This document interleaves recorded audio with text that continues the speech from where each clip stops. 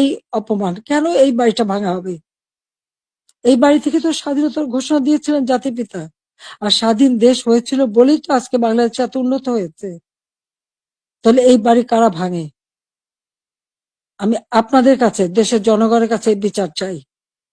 আমি ছাত্র সমাজের কাছেও এটা বলবো যে যারা বিভ্রান্ত করে তোমাদেরকে বিভ্রান্তির পথে নিয়ে গিয়েছিল, ওই সাধারণ ছাত্রছাত্রীদের প্রতি তো আমাদের কোনো রাগও নেই, কোনো অভিযোগও নেই। কারণ আমি জানি তোমাদের এই বয়সটাই এরকম, কিন্তু সকলে তো এর মধ্যে ঢুকে নেই তো। যারা আজকে এই ধরনের ধ্বংস করছে, যারা মানুষ হত্যা করেছে, তারা তো খুনি হিসেবে চিহ্নিত হবে। এখানে সাধারণ ছাত্রছাত্রীদের কোনো দায়বদ্ধতা নেই। কাজে আমি মনে করি যে এর থেকে সাধারণ ছাত্রছাত্রীদের দূরে থাকা ভালো। এদের এই ধ্বংস যজ্ঞে যেন অংশ না নেয়, বরং লেখাপড়ার পরিবেশ ফিরে আসুক, আরো উন্নত জীবন তোমরা পাও, আমি সেই দোয়াই করি। কিন্তু যে ইতিহাস আমাদের রক্তের অক্ষরে লেখা, সেই ইতিহাস ভুললে পরে নিজেদের অস্তিত্ব থাকবে না। সেই ইতিহাস ভুললে পরে আমরা বিশ্বে মাথা তুলে দাঁড়াতে পারবো না, চলতে পারবো না। 15ই আগস্টের পরে আমরা পারতাম না। খুনের জাতি হিসেবে পরিচিত ছিল এই দেশ, ভিক্ষার জাতি হিসেবে পরিচিত ছিল, প্রাকৃতিক দুর্যোগের দেশ হিসেবে পরিচিত ছিল। আমি সেখান থেকে বাংলাদেশকে উন্নত করে উন্নয়নের রোল মডেল হিসেবে সারা বিশ্বে বাংলাদেশের সম্মান নিয়ে এসেছিলাম। সারা বিশ্ব বাংলাদেশের উন্নয়নকে বিস্ময় বলে পরিচয় করত, তারা বিস্ময় বলে স্বীকার করত। কিন্তু 2024 সালের এই আগস্ট মাস থেকে আজকে বাংলাদেশ আবার সেই ধ্বংসের দেশ। আমার একটা প্রশ্ন, জুলাইয়ের 15 তারিখ থেকে যত রকমের হত্যাকাণ্ড, পুলিশ হত্যা, আওয়ামী লীগ নেতাকর্মী হত্যা, ছাত্র হত্যা, শিশু হত্যা, যত হত্যা হয়েছে, কেন ইন্ডেমনিটি দেওয়া হলো? অপরাধ করলে অপরাধীদের শাস্তি পেতে হবে। যারা অগ্নিসংযোগ করা হলো, ওই মেট্রো রেল, তারপরে এক্সপ্রেসওয়ে, ফ্লাইওভার, বা প্রত্যেকটা বিটিভি থেকে শুরু করে প্রতিটি প্রতিষ্ঠানে যে আগুন দেওয়া হলো, এবং সেটা সমন্বয়ক একজন বলেছে পুলিশ হত্যা না করলে আর মেট্রো রেলে আগুন না দিলে নাকি বিপ্লব সফলতা। কিসের বিপ্লব? এই হত্যাযজ্ঞ ধ্বংসলীলাই কি বিপ্লব? বিপ্লবের অর্থ বোঝে? তারা নিজেরাই স্বীকার করছে, আর সেখানে তাদেরকে ইন্ডেমনিটি দেওয়া হয়েছে। অপরাধ যারা করে তারাই দায় মুক্তি পায়, আর অপরাধী তাদের বিচার কিন্তু একদিন না একদিন হবেই। এটা সকলে মনে রাখতে হবে। তো আমি আজকে এখানে ছাত্র সমাজ আছে, আমি সবাইকে বলবো অন্তত মনোযোগী হও পড়াশোনায়, নিজের পায়ে দাঁড়াও, নিজের পিতামাতাকে সম্মান করো, শিক্ষকদের সম্মান করো, নিজের শিক্ষা প্রতিষ্ঠান, এই প্রতিষ্ঠান কোনো জঙ্গিদের হাতে তুলে দিও না। এই শিক্ষার অনেক কষ্ট করেই আমরা শিক্ষার পরিবেশ এনেছিলাম, যেখানে প্রতিদিন বোমাবাজি আর অস্ত্রের ঝনঝনানি ছিল, সেখান থেকে মুক্ত করে চমৎকার পরিবেশ করে দিয়েছিলাম, কোনো সেশন জট ছিল না। কিন্তু আজকে আবার সেই সেশন জট, আজকে আবার একটা দুঃসময় যাচ্ছে। আমাদের এই তরুণ সমাজই পারে এখান থেকে পরিবর্তন আনতে। যে চেতনা নিয়ে লাখো শহীদ রক্ত দিয়েছে, সে চেতনাকে ধ্বংস হতে দিও না, তাহলে নিজেরা বিদেশেও মুখ দেখাতে পারবে না, দেশেও না। মানুষের ধিক্কার ছাড়া কিছু জুটবে না। কাজে সকলে সাধারণ শিক্ষার্থীদের বলবো, তোমরা দেশকে ভালোবাসো, দেশের মানুষকে ভালোবাসো, মানুষের কল্যাণে কাজ করো। আর যারা জঙ্গি সন্ত্রাসী, যারা অগ্নিসংযোগ, মানুষ হত্যা আর এই ভাঙচুর করতে পারে, ইতিহাস মুছে ফেলতে চায়, তাদেরকে ধিক্কার জানাও। আজকে আবার আমি এখান থেকে বিদায় নেব। তার আগে আমি এটুকুই বলবো,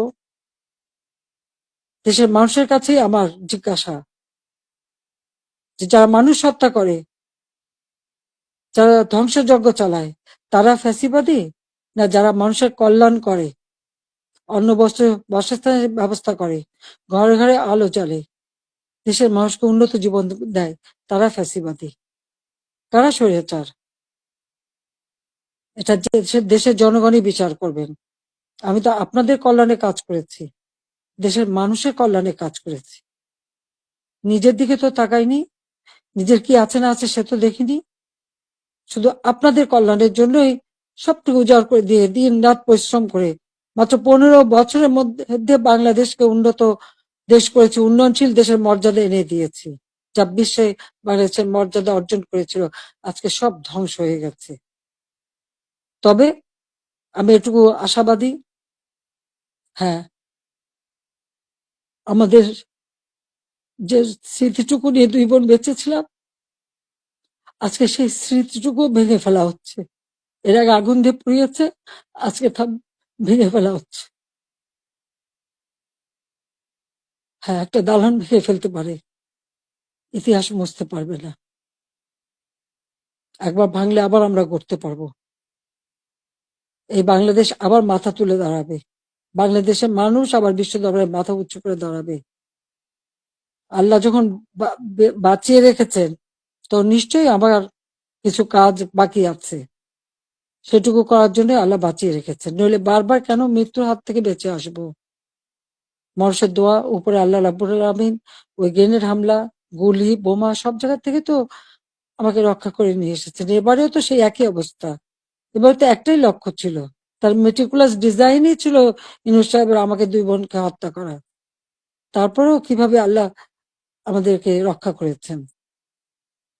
কাজেই আবার বাংলাদেশ ফিরে আসবে, মুক্তিযুদ্ধের চেতনা গড়ে উঠবে। শহীদের রক্ত কখনো বৃথা যেতে পারে না, এটাই আমার কথা।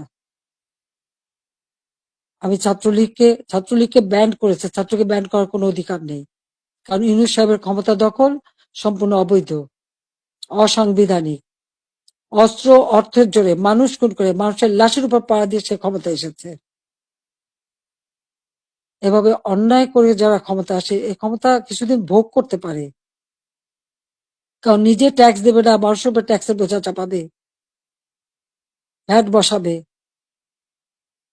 জনগণের ভাত দিতে পারবে না, পুলিশের পোশাক বদলায়, পাকিস্তানিদের পোশাকের সাথে মিলিয়ে পোশাক পরায়। কৃষক চাষ করতে পারে না, সার পায় না, সেচ পায় না, শ্রমিক কাজ পায় না, শ্রমিকদের বেকার করে দেয়, অথচ নিজের অর্থ সম্পদ ঠিকই আছে এবং অর্থ পাচার করা অব্যাহত রেখে দিয়েছে। কাজে এ অন্যায় আল্লাহ রাব্বুল আলামিনও সইবে না। এবং বাংলাদেশের মানুষকেও বলবো, আপনারাও এই অন্যায়ের প্রতিবাদ করবেন, প্রতিরোধ গড়ে তুলবেন। বাংলাদেশকে এভাবে ধ্বংস হতে দেবেন না। আমি আছি আপনাদের পাশে। আমি যত দূরেই থাকি না কেন, আমার মন আপনাদের সাথে আছে, আর আপনারা আমার মনের ভিতরে আছেন। বাংলার জনগণকে নিয়ে তো সব শোক ভুলেছিলাম, বাংলাদেশের মানুষকেই তো একটা নিজের পরিবার হিসেবে আমি নিয়েছিলাম। আর সেইভাবে নিজের ছেলে মেয়েকে স্নেহ বঞ্চিত করেছি, কিন্তু আপনাদের জন্য দিন রাত পরিশ্রম করেছি। কাজে আমি আপনাদের কাছে বিচার চাই, আর আপনাদের সহযোগিতা চাই, যে এই ধ্বংসযজ্ঞ থেকে যেন বাংলাদেশ মুক্তি পায়, এই দমবন্ধ করা পরিবেশ থেকে যেন বাংলাদেশের মানুষ মুক্তি পায়, বাংলাদেশের মানুষ যেন জীবনের নিরাপত্তা পায়, শান্তিতে চলতে পারে, সেটাই আমাদের কামনা, সেটাই আমরা চাই। কাজে আজকে যারা এই ধরনের দুর্বৃত্ত পরায়ণ করছে, এই দুর্বৃত্তদের হাত থেকে দেশকে রক্ষা করতে হবে। তার জন্য সকলকে ঘুরে দাঁড়াতে হবে, প্রতিরোধ গড়ে তুলতে হবে। আসুন সকলে মিলে আবার আমরা আমাদের দেশকে মুক্তিযুদ্ধের চেতনায় গড়ে তুলি। ইনশাল্লাহ 2041 সালের মধ্যে বাংলাদেশ ক্ষুধামুক্ত, দারিদ্র্যমুক্ত, উন্নত, সমৃদ্ধ, স্মার্ট বাংলাদেশ হিসেবে গড়ে উঠবে, এবং সেটা আমরা করতে পারবো ইনশাল্লাহ। জয় বাংলা, জয় বঙ্গবন্ধু, বাংলাদেশ চিরজীবী হোক। ছাত্রলীগকে ধন্যবাদ আজকে এই সুযোগটা করে দেওয়ার জন্য। তোমরা ভালো থাকো, তোমাদের দোয়া করি। সেই সাথে সাথে সকল ছাত্র সমাজ, তাদের জন্য আমার দোয়া, আশীর্বাদ রইল। সবাইকে আবার বলবো, মনোযোগ দিয়ে লেখাপড়া শেখো, দেশকে ভালোবাসো, দেশের মানুষকে ভালোবাসো, দেশের কল্যাণে কাজ করো। আমার দোয়া আশীর্বাদ সবসময় তোমাদের জন্য থাকবে। খোদা হাফেজ। জয় বাংলা, জয় বঙ্গবন্ধু।